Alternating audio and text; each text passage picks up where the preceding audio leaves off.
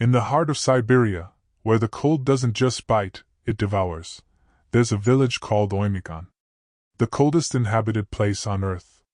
Here, at -96 degrees Fahrenheit, metal shatters like glass, breath freezes midair, and silence has a sound, the cracking of ice beneath your feet.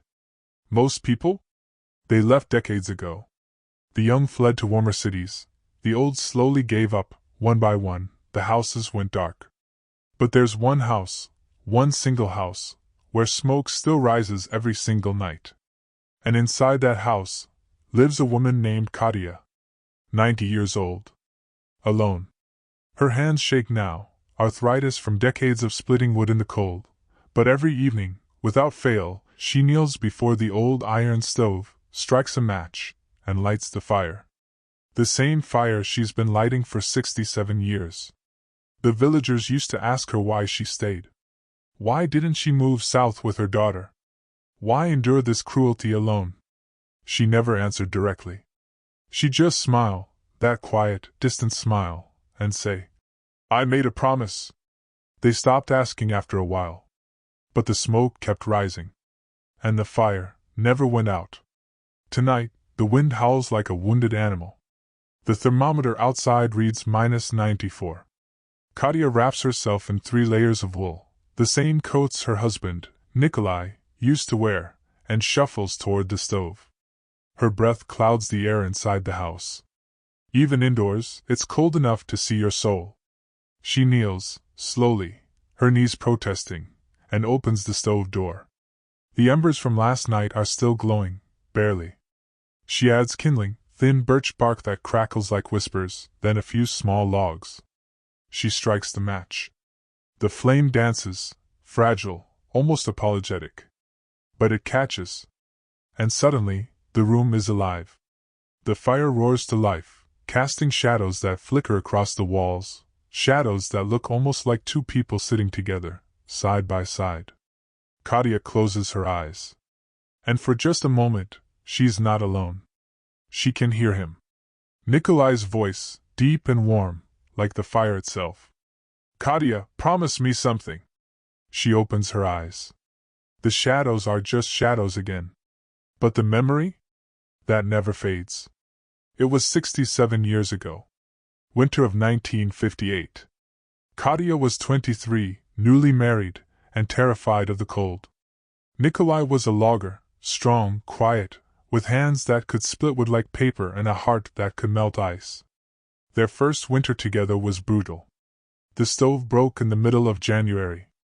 Temperatures dropped to -100. Katia thought they'd freeze to death. But Nikolai? He didn't panic. He rebuilt the stove with his bare hands piece by piece, working through the night while Katia huddled under every blanket they owned. By dawn, the fire was roaring again. He came to bed, his fingers blackened with soot, his face pale from exhaustion.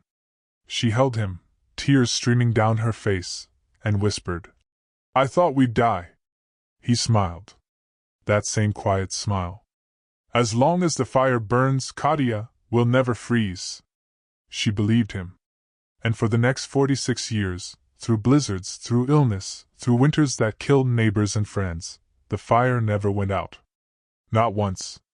But then came the winter of 2004. Nikolai was 72. His hands, once so strong, had grown weak. His lungs, once so full of life, struggled with every breath. One morning in December, he couldn't get out of bed. Katia tried to help him, tried to lift him, but he was too heavy, and she was too small. "Nikolai, please, let me get the doctor." He shook his head. "No doctors, Katia. Just stay with me." She did. She lay beside him, her head on his chest, listening to the rhythm of his heartbeats slow, and slow, and slow. Outside, the wind screamed. Inside, the fire crackled softly. And then, with his last breath, Nikolai whispered, "Promise me, Katia, promise me you'll keep the fire burning." She nodded, tears frozen on her cheeks. "I promise." He smiled. And then, he was gone. The villagers came for the funeral. They buried him in the frozen ground, it took 6 men with pickaxes 2 days to dig the grave. Afterward, Katya's daughter begged her to leave. "Mama, please, come live with me in Yakutsk. You can't stay here alone." But Katya refused. "I made a promise." Her daughter didn't understand. No one did. But Katya didn't need them to. She had the fire. And as long as it burned, Nikolai was still with her. That night, after everyone left, Katya knelt before the stove. Her hands trembled as she struck the match. The flame caught. The fire roared.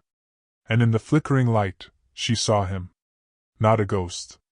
Not a hallucination. Just a feeling. A warmth that went deeper than the heat of the fire. A presence. A promise kept. She smiled through her tears. "I won't let it go out, Nikolai. I swear."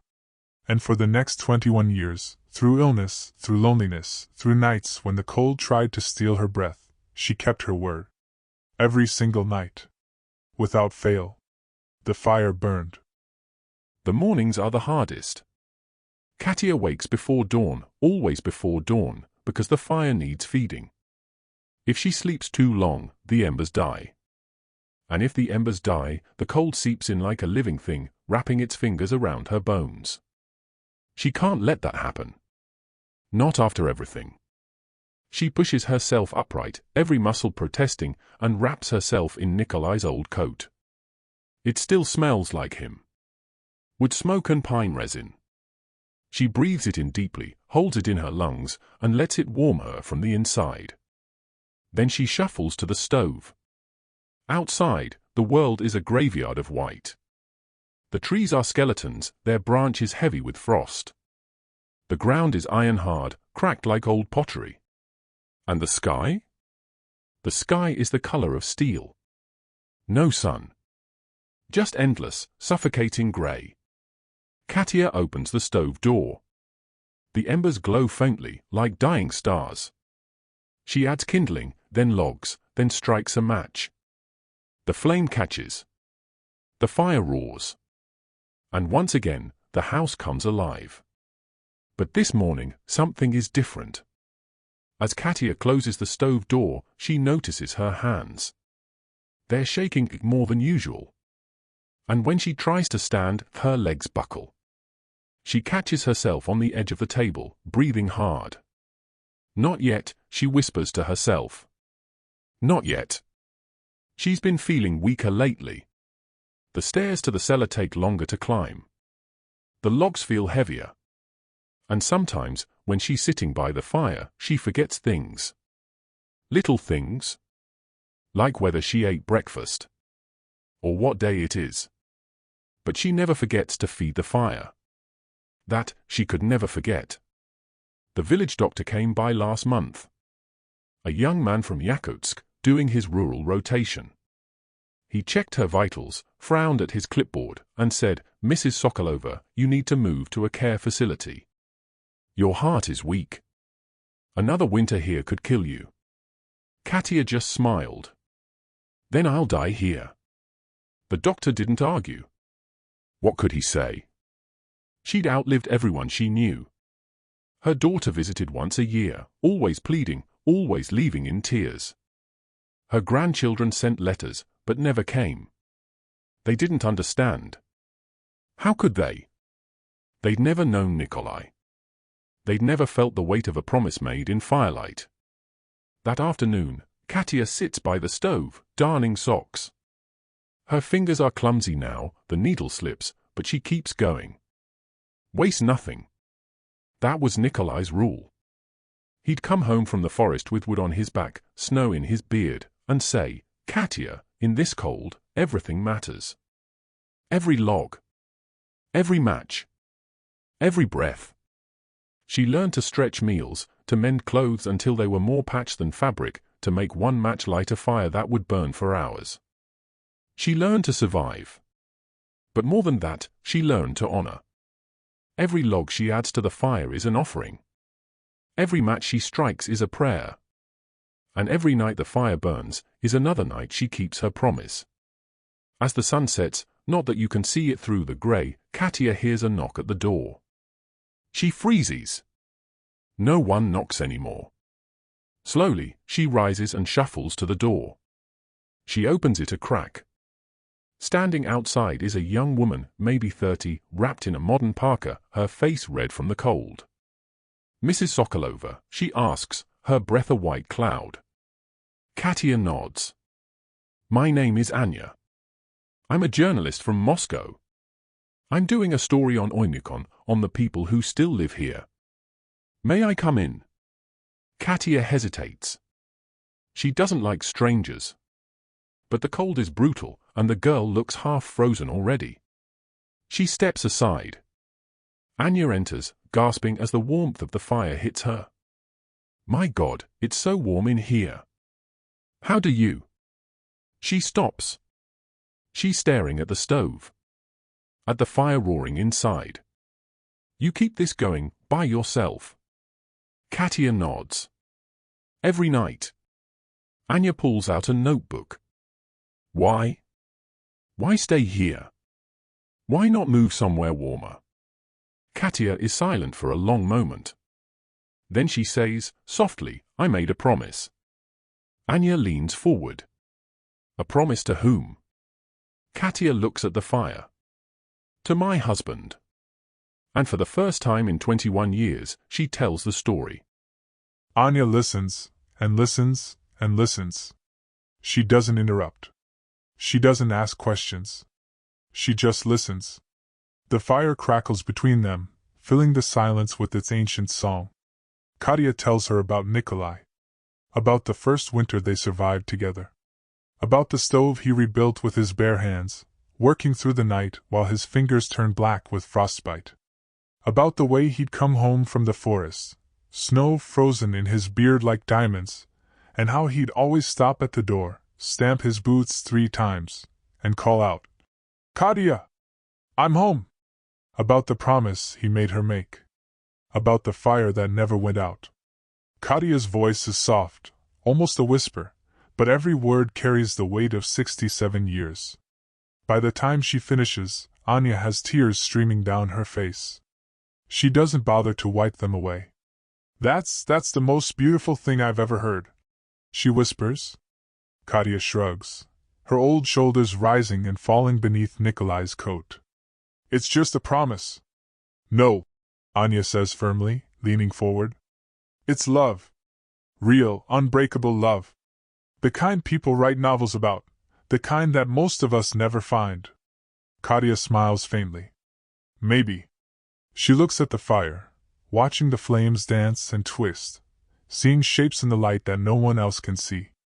Anya glances at her notebook, then back at Katya. Her hand hovers over the page, but she doesn't write. Some stories, you don't write down. You just hold them in your heart. "May I ask?" Anya says carefully. "Does it ever feel too hard? Keeping the fire going? Living here alone? Don't you ever want to just let go?" The question hangs in the air like frost. Katya considers this for a long moment. Outside, the wind howls, a sound like the earth itself crying out. "Every day," she says quietly. "Every single day. I wake up and my body screams at me. My hands shake. My knees don't work like they used to. Some mornings, I can barely lift the logs." She pauses. "And yes, there are moments when I think maybe it would be easier to stop. To let the fire die. To go somewhere warm, somewhere soft, where I wouldn't have to fight anymore." Anya nods, understanding. "Then why?" "Because," Katya interrupts gently, her voice steady now. "A promise isn't something you keep when it's easy. It's something you keep when it's hard. When your body breaks. When your heart aches. When everyone tells you to stop." She looks directly at Anya. "That's what makes it a promise." The words settle over the room like snow. Anya nods slowly, deeply. She understands now. She looks at the fire, at the way the flames dance, and she realizes something profound. This isn't just a fire. It's a living memorial. A testament to love that refuses to die. A beacon in the darkness that says, "I was loved. I am loved. I will always be loved." "How do you do it?" Anya asks softly. How do you keep going, day after day, year after year? Katya tilts her head, thinking. I talk to him, she says simply. To Nikolai? Yes. Every night. I tell him about my day. About the weather. About the neighbors who left. About the birds I saw. She smiles. Sometimes I scold him for leaving me alone. For making me keep this promise. Anya's eyes widen. What does he say? Katya laughs, a sound like wind chimes in winter. Nothing. He just listens. Like he always did. She reaches out and touches the stove, her palm flat against the warm iron. But I can feel him here. In the heat. In the light.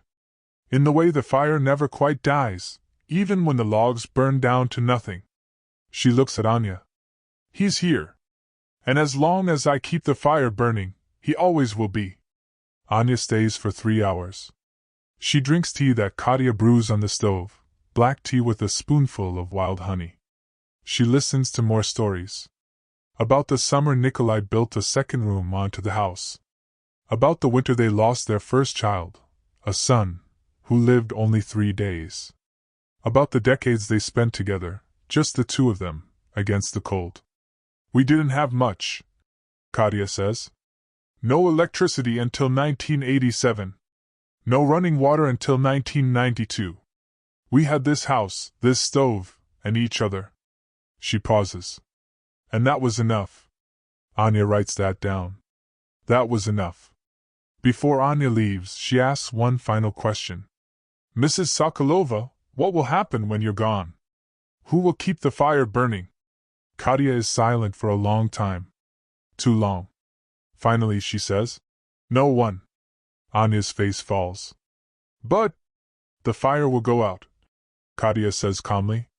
And that's okay. Because the promise wasn't to keep it burning forever. The promise was to keep it burning as long as I could. She looks at the flames. And I have. Anya blinks back tears. You're not afraid? Of the fire going out? Katya shakes her head. No. Because when it does, I'll go with it. And I'll finally be with him again. She smiles. That's not something to be afraid of. That's something to look forward to. That night, after Anya leaves, Katya sits alone by the fire. The house is silent except for the crackling of the wood, the ticking of the old clock on the wall, the sound of her own breathing. She's exhausted. Bone deep, soul-tired, exhausted. Her body aches in ways she didn't know were possible. Her heart feels heavy, like a stone in her chest. But the fire burns. Always, the fire burns. She closes her eyes and whispers, I'm tired, Nikolai. So tired. The fire crackles softly, almost tenderly, as if in response. She opens her eyes. The flames are dancing, twisting into shapes that almost look human. 2 figures, sitting side by side, just like they used to. But I won't stop, she whispers. I promise you. And I keep my promises. The flames flicker higher.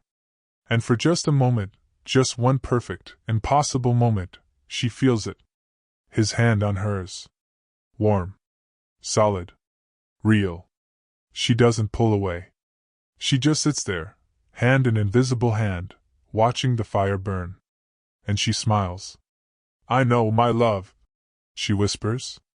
I know you're proud of me. I know you're here. And I know, when my time comes, you'll be waiting. The fire roars, as if in agreement. She leans back in her chair, wrapped in his coat, and lets the warmth wash over her. Outside the world is frozen. Dead. Silent. But inside, there is life. There is love. There is a promise kept. The next morning, Katya wakes with the sun. Well, not the sun. In Oymyakon, there is no sun in winter. Just a pale gray light that seeps through the frost-covered windows like a ghost. She pushes herself upright, every joint protesting, and shuffles to the stove. The embers are low. But they're still glowing. Still alive. She adds kindling. Then logs. Then strikes a match. The flame catches. The fire roars back to life. And once again, the house breathes. Katya stands there for a moment, watching the flames, and she thinks about Anya. About the questions she asked? About the story she'll write. Will anyone care? Will anyone understand? Does it matter? No. It doesn't. Because the fire burns. Not for Anya. Not for the world. But for Nikolai. And for the promise Katya made 67 years ago, on a night just like this. Winter deepens. Not just deeper, darker. The kind of darkness that swallows everything. The sun doesn't rise anymore. It's mid-December, and Oymyakon is plunged into polar night. 23 hours of darkness.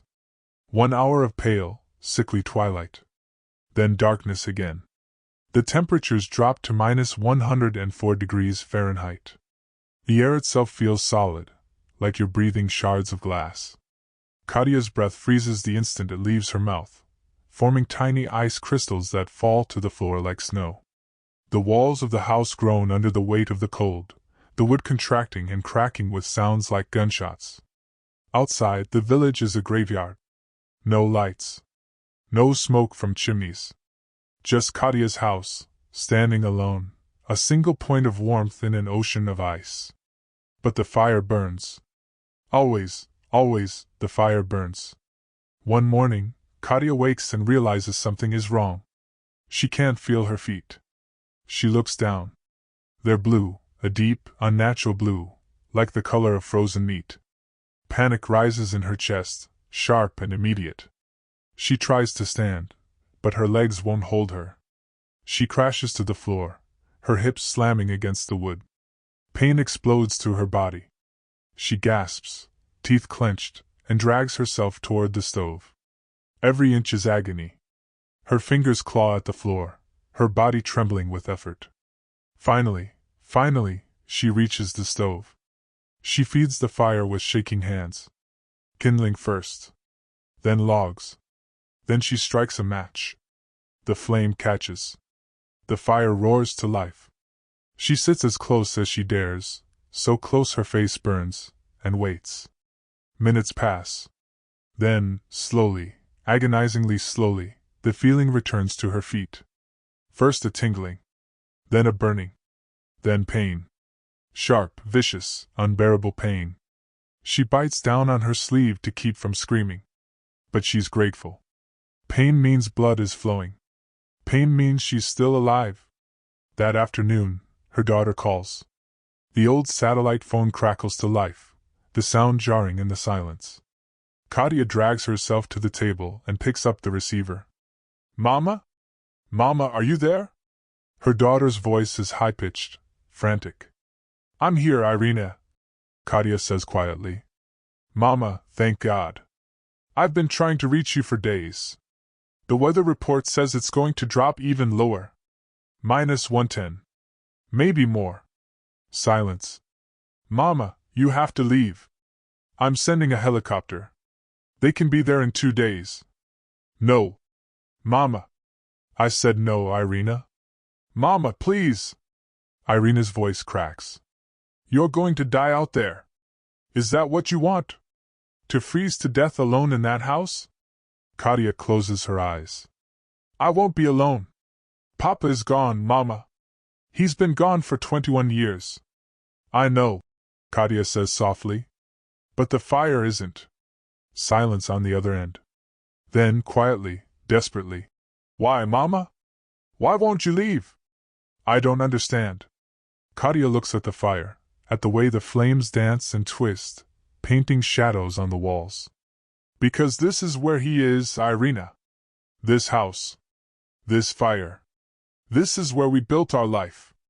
Where we laughed. Where we cried. Where we loved each other. Her voice breaks. If I leave him. And I can't do that. I won't. Another long silence. Then Irina, her voice thick with tears. I'm scared, Mama. I'm scared I'm going to lose you. You won't, Katya says gently. Not yet. Not until the fire goes out. And when will that be? Katya smiles. Never. But even as she says it, she knows it's not entirely true. She can feel it now. The weakness spreading through her body like ice. The way her heart stutters in her chest. The way her vision blurs at the edges. She's running out of time. But she doesn't tell Irina that. Instead, she says, "I love you, my daughter. And I'm proud of you. But I need to stay. Do you understand?" A long pause. Then, barely a whisper. "Yes, Mama. I understand." "Good. Now go. Take care of your family. And don't worry about me. Mama." "Go, Irina." She hangs up before her daughter can argue further. Then she sits in the silence, listening to the fire, and cries. That night, the cold comes closer.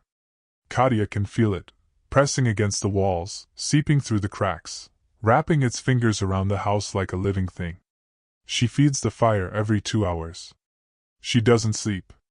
She can't. If she sleeps, the fire might die. And if the fire dies, she doesn't let herself finish that thought. Instead, she sits in Nikolai's old chair, wrapped in his coat, and watches the flames. She talks to him. Out loud. Her voice barely more than a whisper. "Do you remember, Nikolai, the winter of 73? When the wolves came down from the mountains?" She smiles at the memory. "You sat by that window for 3 nights, rifle in your lap, making sure they didn't get near the house." She laughs softly. "I was so scared. But you? You were calm. You always were." The fire crackles. "I miss that about you. The way you made everything feel safe. Like no matter what happened, as long as we were together, we'd be okay." Her voice breaks. "I don't feel safe anymore, Nikolai. I feel scared. Tired. Ready." She wipes her eyes. "But I'm not stopping. Not yet. I promise you." The flames flicker higher, as if reaching for her. "I know," she whispers. "I know." The next morning, Katia wakes to find that the water in the bucket by the door has frozen solid. Inside the house. She stares at it for a long moment. Then she looks at the stove. The fire is still burning, but it's weaker now. The logs are burning faster than usual, consumed by the relentless cold. She does the math in her head. She has enough wood for maybe 2 more weeks. 3 if she's careful. After that, she pushes the thought away. 2 weeks is a lifetime. She'll worry about it then. She feeds the fire, adds more logs than usual, and sits close. So close the heat makes her skin prickle. But she doesn't move. Because the cold is winning. And she knows it. That afternoon, something strange happens. Katia hears a sound outside. A scratching, clawing sound. She freezes. Then, slowly, she rises and shuffles to the window. She wipes away the frost with her sleeve, and looks out. There, standing in the snow, is a wolf. A huge, gray wolf with yellow eyes. It's staring directly at the house. Directly at her. Katia's heart pounds. Wolves haven't come this close in decades. But this one is different. It doesn't look hungry. It looks curious. It tilts its head, almost like a dog, and then turns and walks away, disappearing into the white. Katia stands there for a long time, staring after it. And she thinks about what the old villagers used to say. When the wolves come close, death is near. She shivers. But not from the cold. It's the coldest night of the year. Maybe the coldest night in a century. -108 degrees Fahrenheit. The kind of cold that stops time. That freezes the air itself. That makes the world feel like it's holding its breath. Katia wakes in the darkness, her body stiff and aching. For a moment, she doesn't know where she is. Then she sees the fire. Or what's left of it. The flames are low, barely more than embers. Panic surges through her. She tries to stand, but her legs won't work. She falls. Her body hits the floor hard, and she cries out in pain. But she doesn't stop. She can't stop. She drags herself across the floor, inch by agonizing inch, toward the stove. Her breath comes in ragged gasps. Her vision blurs. But she keeps moving. Finally, she reaches the woodpile. She grabs a log with trembling hands. It's so heavy. When did it get so heavy? She feeds it into the stove. Then another. Then kindling. Then, with fingers that barely work, she strikes a match. Once. Twice. 3 times. It won't light. Tears stream down her face. Please, she whispers. Please. On the 4th try, the match catches. She holds it to the kindling. The flame dances, fragile, almost apologetic. But it catches. The fire roars back to life. Katya collapses against the stove, sobbing with relief. One more night, Nikolai, she whispers. One more. She doesn't try to get up. She just sits there, back against the stove, feeling the heat seep into her bones. Outside, the wind howls. It sounds like voices. Screaming. Calling. She closes her eyes and listens. And then, she hears it. A voice. His voice. Katya. Her eyes snap open. There, sitting across from her, is Nikolai. He looks exactly as he did the last time she saw him. 72 years old. Gray beard. Kind eyes. That same quiet smile. Nikolai? She whispers. He nods. Hello, my love. Tears stream down her face. Am I dying? He doesn't answer. He just reaches out his hand. Come with me, Katya. It's time. She looks at his hand. Then at the fire. But the promise. You kept it, he says softly. For 21 years. Through cold and pain and loneliness. You kept your promise. But the fire will burn as long as it needs to, he says. And then it will go out. Just like we all do. He smiles. You don't have to fight anymore, Katya. You've fought enough. She looks at the fire.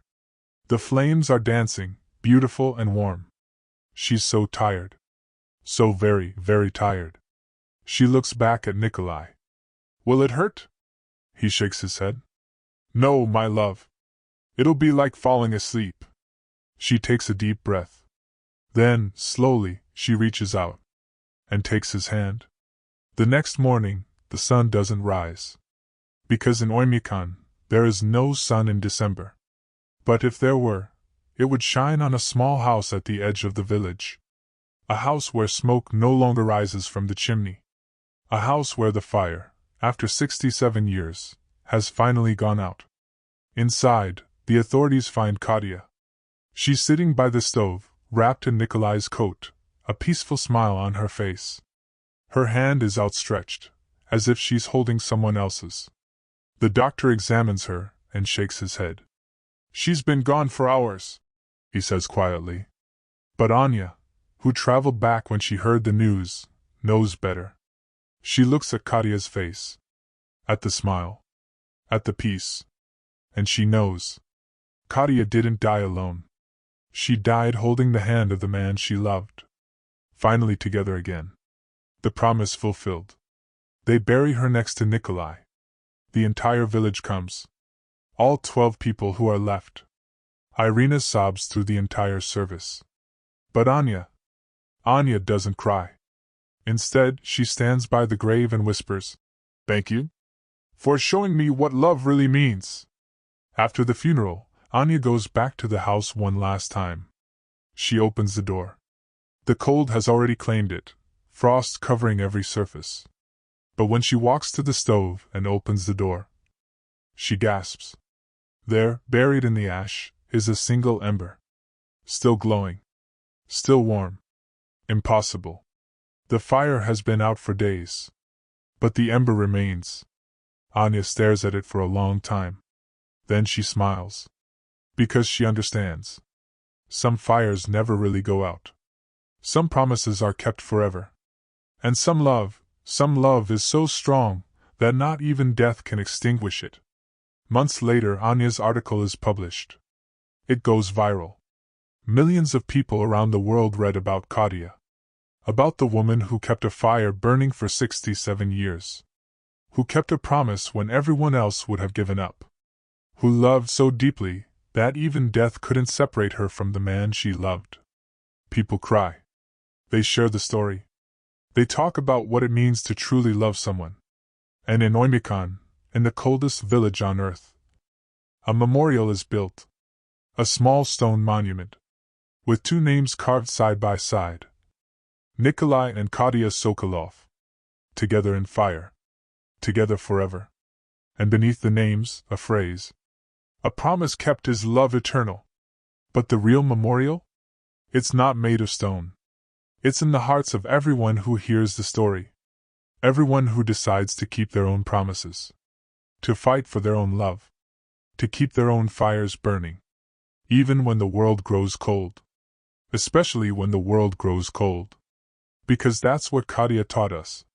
That love isn't just a feeling. It's a choice. A commitment. A fire that we choose to keep burning. No matter how dark the night. No matter how cold the world. No matter how tired we become. We keep the fire burning. Because that's what love does. It burns. And burns. And burns. Forever. And so, the fire burns. Not in a house in Oymyakon, that fire went out. But in hearts around the world, it rages stronger than ever. In the coldest village on earth, in a house where love refused to freeze, one woman kept a promise that time could never break. Katia's story reminds us that love isn't measured in words or gifts or grand gestures. It's measured in the small things. The daily things. The hard things. It's measured in matches struck at 4 in the morning. In logs lifted when your body screams in protest. In promises kept when every fiber of your being begs you to stop. That's real love. The kind that doesn't fade when the initial spark dies. The kind that burns hotter, brighter, stronger, with every passing year. The kind that says, I will not abandon you. Not in life. Not in death. Not ever. Katia kept her fire burning for 67 years. 67 winters. 67 battles against the cold. And she won every single one. Not because she was strong, though she was. Not because she was stubborn, though she was that too. But because she loved. Truly. Deeply. Completely. And that kind of love doesn't just warm a house. It warms the world. If this story touched your heart, if it reminded you of the power of love, memory, and promises kept, if it made you think about the people you love and the promises you've made, then please do something for me. Subscribe to this channel. Hit that notification bell. Because there are more stories like this. More stories about ordinary people doing extraordinary things, powered by nothing but love and determination. Share this story with someone who needs to hear it. Someone who's fighting their own battle against the cold. Someone who needs to be reminded that they're not alone. That their fire matters. That their promises matter. That they matter. Leave a comment below and tell me. What's your fire? What's the promise you're keeping? What's the thing you refuse to let die, no matter how hard it gets? Because we all have one. We all have that one thing, that one person, that one dream, that we fight for. That we keep alive. That we refuse to abandon.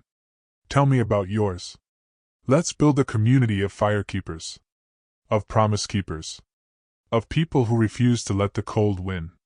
And remember, no matter how cold the world gets, no matter how dark the night, no matter how tired you become, you have the power to keep your fire burning. Just like Katia did. One match at a time. One log at a time. One day at a time. Until the day comes when you don't have to fight anymore. When you can finally rest. When you can finally be reunited with the ones you love. But until that day, keep the fire burning. Keep your promises. Keep loving. Because that's what makes us human. That's what gives our lives meaning. That's what echoes through eternity. Not wealth. Not fame. Not power. But love. Real, unbreakable, eternal love. Thank you for listening to Katia's story. Thank you for letting her inspire you. And may your fire never, ever go out. Subscribe. Share. Keep the fire burning.